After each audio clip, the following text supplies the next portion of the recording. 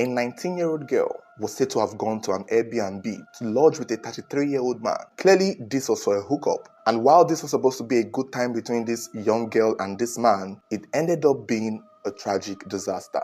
Because the next morning, the 19-year-old girl's body was found on the ground floor of the multi-story building apartment. And it was said that she may have fallen from the 10th floor, or she may have been pushed from the 10th floor. And while police were investigating, they broke into the room that she had lodged with this man. And when they opened it, thinking that it was the man she had lodged with that pushed her, rather what they met in the room turned out to make this case even more puzzling. Because the said man, who is believed to have pushed that 19-year-old girl from the story building, was also himself in a critical condition and had been stabbed multiple times on his chest, nearly half dead.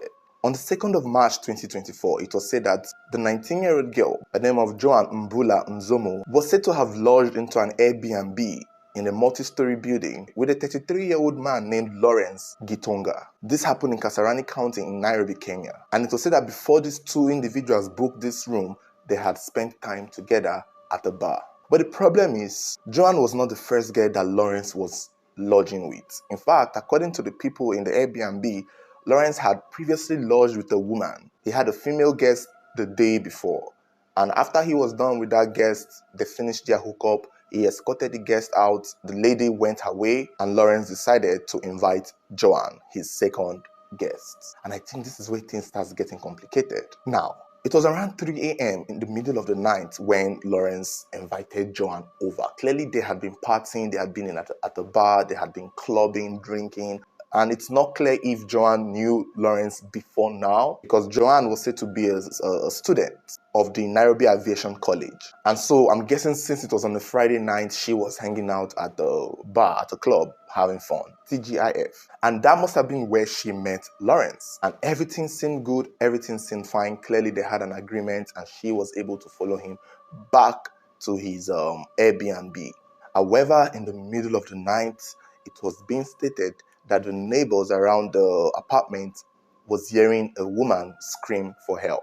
And they believed it might have been Joan. But they weren't sure what was going on. They knew it was chaos. They were thinking maybe it's a couple fighting again. But the scream and shouts did not last long. After a while, it stopped. It was in the early hours of the morning that her body was found on the floor, which they suspect she had been pushed from the 10th floor of the apartment building. The police were immediately called, and when they found out she stayed in room J6 on the 10th floor, they went up to check it out, hopefully to see if the killer had run away or if the killer was still there. But when they got to the door, it happened to have been locked from the inside. It even gets more puzzling from here. So when the police got into the 10th floor, room J6, and realized that it was locked from the outside, they had to force their way in. And when they did force their way in, they saw Lawrence barely able to talk after losing a lot of blood. It turned out that he had about 8 stab wounds to his chest and his back. And it looked like the room had a serious sign of struggle, as though people had recently fought in the room. Almost chaotic, with blood everywhere. And the police also observed that there were only 2 sets of footprints, which kind of suggests that it may have only been the 2 of them in that room. Ordinarily, I wanted to assume that somebody else came to kill these 2 people, but with the police saying that there were only 2 sets of footprints that could be told from the prints on the blood on the floor, it's only easier to just narrow it down to the fact that maybe it's only 2 people after all. Because if a second person or if another person had come to do this, there most likely would be more than just 2 footprints. Lawrence was immediately rushed to the hospital, and at the time of making this video, he was seen as a suspect because people were beginning to suspect, or people were beginning to assume that he was the one who had pushed Joan from the balcony to the ground floor and proceeded to inflict the injuries on himself so that he too will look like a victim. When the police observed the injuries that he had, they did not look like something he would have been able to do on himself, which means they believe that maybe Joan did it to him, and in her attempt to escape, she slipped.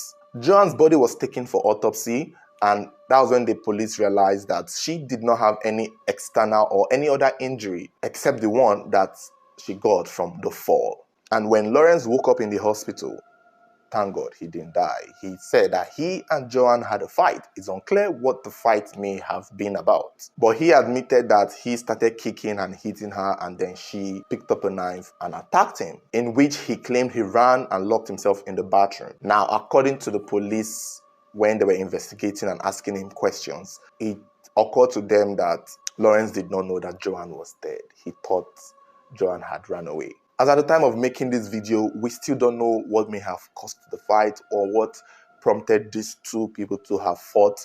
Even when Joanne's body was found, it was believed that she was half dressed. She only had a red shirt on, so which meant that she and Lawrence were most likely in the process of having sex when this chaos ensued. But the big question here that is puzzling everybody is what happened?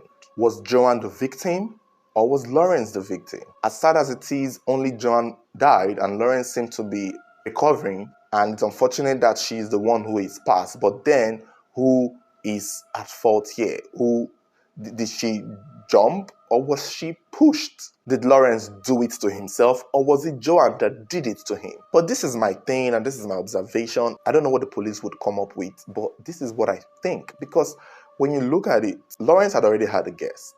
So if he was on a rampage of killing young girls, the other first guest probably would have been the one to have gone. I just think this was a man just having fun, lodged a Airbnb to sleep with all the girls that he possibly could, which is why I think he may not be problematic. Now, Joanne is the one here that is brought in. Maybe she came and she probably didn't think they were going to do anything, which is odd because if you're going to go to an Airbnb or a hotel room with a man in the middle of the night around 3 a.m. from the club, you got to know what you're about to do. So I'm going to rule out the possibility that she did not know what they were about to do. Now, I don't understand what may have caused the fight. Lawrence did not say so. We've looked around and we haven't seen anything yet. Some people are speculating that maybe Joanne asked to be paid and Lawrence thought it was mutual. And then, she may have said some things to set him off because we don't know the kind of person Lawrence is. Maybe he has anger issues. And, Joanne equally too may have matched the anger issues or felt threatened for her life and decided to act the way she did. I personally feel that she maybe slipped. Maybe she was fighting with this man and she could not go through the door and was trying to escape through the balcony and missed that grip and fell. I think she fell. Possible she fell. But at the same time, I also still feel that it could be possible she was pushed. It could be possible that this was murder because for what is worth, Lawrence is alive. For what is worth, all the 7 stab injuries did not kill him, even though the police had to come the next day. It makes me feel like or agree or believe that yes, it's possible that he most likely could have set himself up just so that he looks like a victim. Another way to see it too is the police are saying that there is no physical marks on Joanne's body when she was found, apart from the one she got from falling off. But Lawrence in his confession said they fought. So Lawrence said he hit her. Lawrence said he kicked her. If he did fight with her, there should be something injurious on her body. There should be something that shows that she was in a fight first to tally his story, which meant he probably just picked her up and threw her over the balcony. This is also a way to see it. The only reason I'm thinking maybe she slipped and fell after stabbing him is maybe she was also trying to escape and then that happened. That is if indeed she did the stab injuries. But the case is so confusing because if the police are saying the stab wounds on Lawrence's body could not have been done by him, it clearly means Joanne did it. However, if the police are saying there is no other marks on Joanne's body other than the one she got from falling, it meant that they probably didn't fight. How will you fight with a girl you claim you slapped, beat, and you were fighting with her and she doesn't have any injury in her body? I don't think so, especially when everywhere is scattered and chaotic like that and she doesn't have any mark. Was she that strong? She's 19 years old, so she could not possibly have overpowered this 33-year-old man. Now, on that way or on that theory that I see is the possibility that since they came back from the club, they were most likely drunk or intoxicated or high. And I tell you, when people are drunk, intoxicated, high, there is no limit to what they can do. There is no limit. Imagine someone who has anger issue getting high or getting drunk. It's going to be 5 times the reaction. So I don't know, maybe they were intoxicated or something. It's just hard to tell. But I feel like Lawrence is not telling everything. I feel like he knows way more. I feel like he's acting like he did not know what had happened to Joanne. I just feel like he is not saying the entire truth, in my opinion. Ordinarily, I would have assumed or guessed or suspected that there was somebody else who came to attack them both. But with the police saying that only 2 sets of footprints were found around, it's only clear that only the 2 of them were there. And besides, the room was locked from the inside. So when the police came, there was only the 2 of them. So which meant that they were the only 2 people there. So what really happened? Who is actually the victim here? Is Joanne the victim or is Lawrence the victim? The police have, however, arrested 3 other people in connection to this situation. They are suspecting Lawrence still knows something about it and they're still holding him as a suspect and they are carrying out their investigation. So I guess we'll just have to see. But this is not the first time we're seeing a crime situation regarding an Airbnb in Kenya. This is about the 3rd story we are doing. May not even be the 3rd time it's happening. And one thing we have come to see that those other 2 stories had with the girls involved with crazy men in the Airbnb, they were always trying to be robbed. So is it possible that Lawrence was in the business of robbing girls?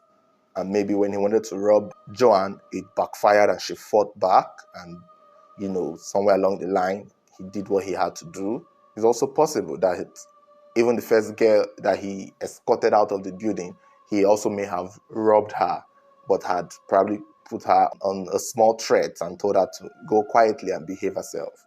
That is also possible, but we don't know. Lawrence could be the innocent one here, and Joanne could most likely be the aggressor here. But at the same time, there's just something sketchy about the whole thing that makes me feel that Lawrence most likely knows way more than he is telling. It would be nice for him to tell us what caused the fight. But this is something that we saw. Some user on the internet claimed that when autopsy was done on Joanne's body, they saw some kind of LGBTQ markings on her, which I don't even understand what that means. According to the user, they saw an LGBTQ indicator. I don't know what that means.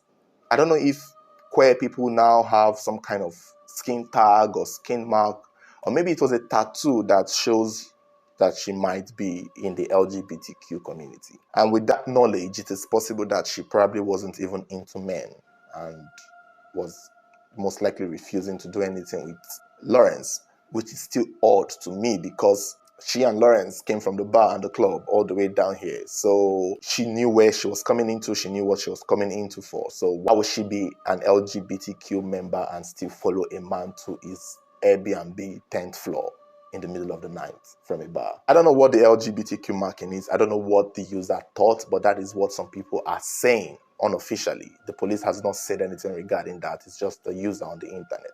But let's see how that goes. Let's see if anything can come out of that. Thank you guys for watching. Don't forget to stay subscribed so should there be any future update on this story, you'll be the first to know. Thank you.